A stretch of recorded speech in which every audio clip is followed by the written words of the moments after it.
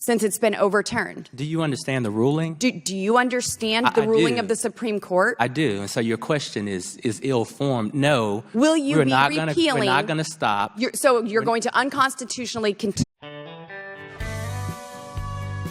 A congressional showdown. Boebert confronts EPA chief, Washington, D.C. The halls of Congress echoed with fiery rhetoric last week as Representative Lauren Boebert launched a blistering attack on EPA Administrator Michael Regan. The issue? The Environmental Protection Agency's authority to regulate in a post-Chevron world? The EPA has become a rogue agency exceeding its authority and burdening hardworking Americans. The exchange, during a House Oversight Committee hearing, quickly became heated. The Supreme Court's recent decision to overturn the Chevron doctrine shows that the agency has been operating on shaky legal ground. Regan, a seasoned environmental regulator, remained calm under pressure. The EPA is simply carrying out its mission to protect public health and the environment. We are committed to working within the bounds of the law. The hearing room crackled with tension as the two sparred. You're beholden to radical environmentalists. And you're prioritizing corporate interests over the well-being of ordinary citizens. The back and forth highlighted the deep partisan divisions that have long plagued environmental policy in the United States. Boebert's arguments, while delivered with her trademark fiery rhetoric, reflect a broader conservative critique of the administrative state. Conservatives have long argued that federal agencies like the EPA have accumulated too much power. These agencies often operate with little accountability and impose burdensome regulations. Boebert from Colorado for 5 minutes. Thank you, Mr. Chairman. Administrator Regan, is it true that the EPA has never obtained formal authorization legislation from Congress? I'm sorry? Is it true that the EPA has never obtained formal legislation, authorization legislation from Congress? It's never been authorized by Congress. EPA is not authorized by Congress? I'm asking you. I thought EPA was authorized by Congress. Well, the EPA is not. The EPA has never been formally authorized by Congress. However, this agency has imposed over $1.3 trillion in regulatory costs since the Biden regime took office. We authorize committees here in Congress to ensure that we have proper oversight and accountability in the functioning of the executive branch. And this process is extremely vital because often we see agencies abuse the separation of powers, creating rules and laws, regulations without consent of Congress.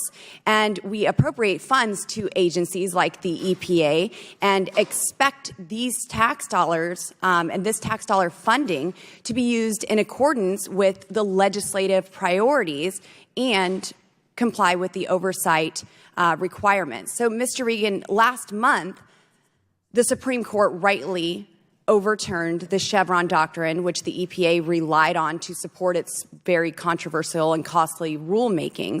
Since your agency has never been authorized by Congress and has since lost most legal standing, does your agency still plan to enable rogue bureaucrats to enact unconstitutional regulations? I'm not quite sure I follow you. You're saying that... I'm saying the Chevron doctrine was overturned by the Supreme Court. Full economic growth.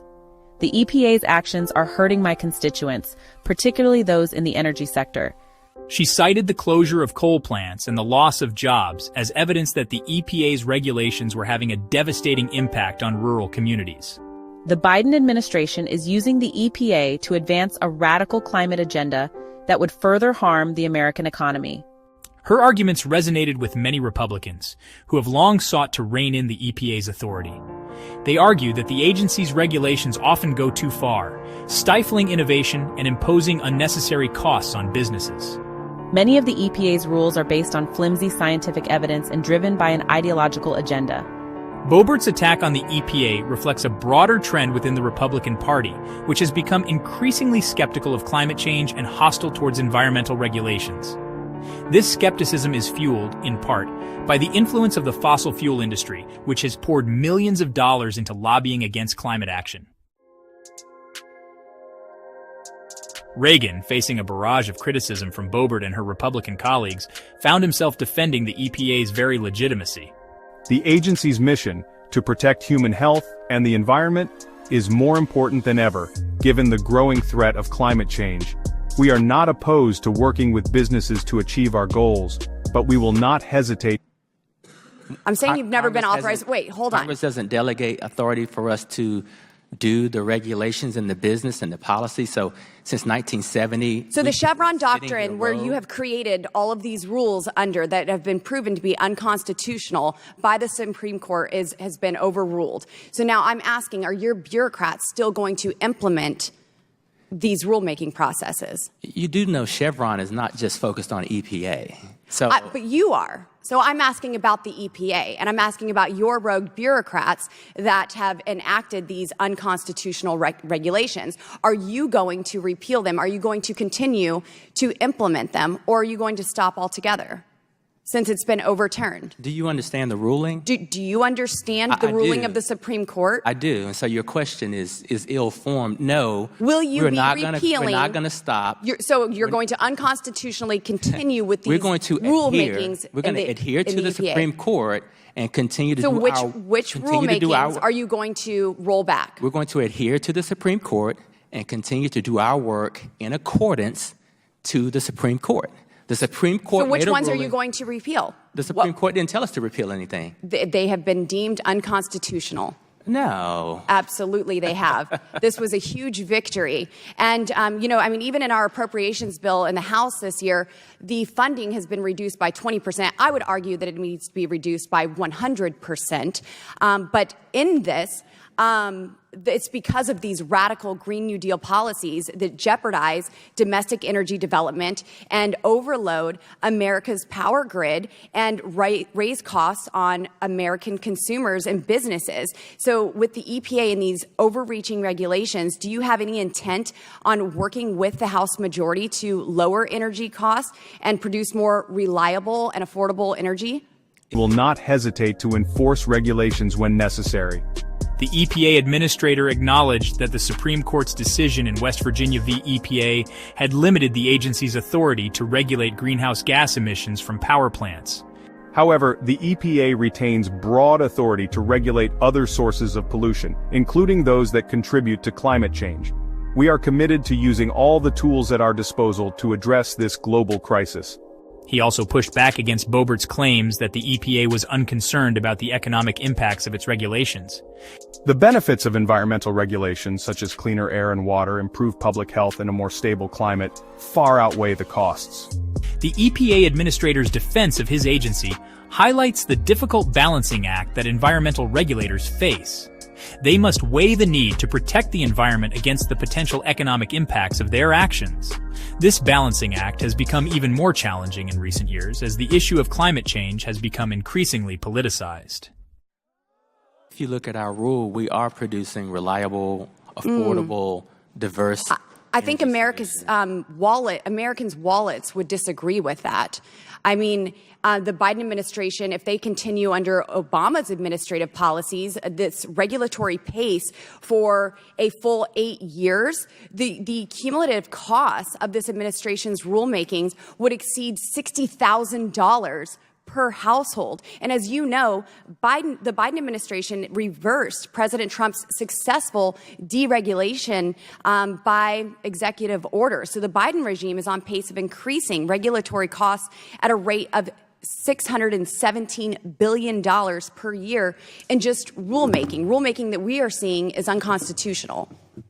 It's just shocking. You spend so much time with our regional staff and regional administration in Region 8 and have such productive conversations about how we're doing things for your district and your state, and then you take this microphone and you I've also seen the coal plants that have been decommissioned in my state. But 100% we should not I've seen the energy regulations that have regulated my district into poverty. You're spending time with my staff. Sure. In your district. Of course I am. I have oversight over your staff, and I want them to answer. And I want them to provide a service for the American people. Complimenting them but there about are the partnerships. so much. Yes, there are some things that have been done well, but not everything. 100% when we have $617 billion per year in rulemaking, that is absolutely absurd. When you are taking our affordable clean energy and regulating it out of existence and killing these good-paying jobs in my district, yes, I have a problem with that. Sure. Yeah. My time has expired, and I yield.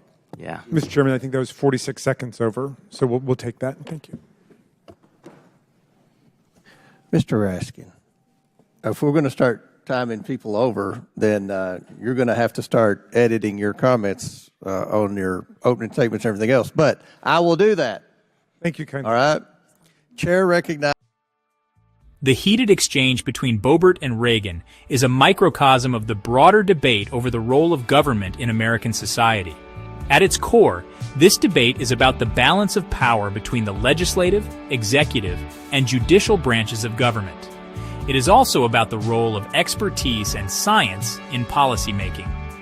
The Supreme Court's decision to overturn the Chevron doctrine has injected new uncertainty into this debate. The doctrine, which had been in place for nearly 4 decades, held that courts should defer to agencies' interpretations of ambiguous statutes. The court's decision to overturn Chevron could have far-reaching implications for environmental regulation and other areas of policy. The debate over environmental policy is also a reflection of the deep partisan divisions that exist in the United States today. Republicans and Democrats often have fundamentally different views about the role of government, the seriousness of climate change, and the best approaches to addressing environmental problems. These divisions make it difficult to find common ground on even the most pressing environmental issues. The future of environmental policy in the United States remains uncertain. The outcome of this debate will have profound implications for the health of the planet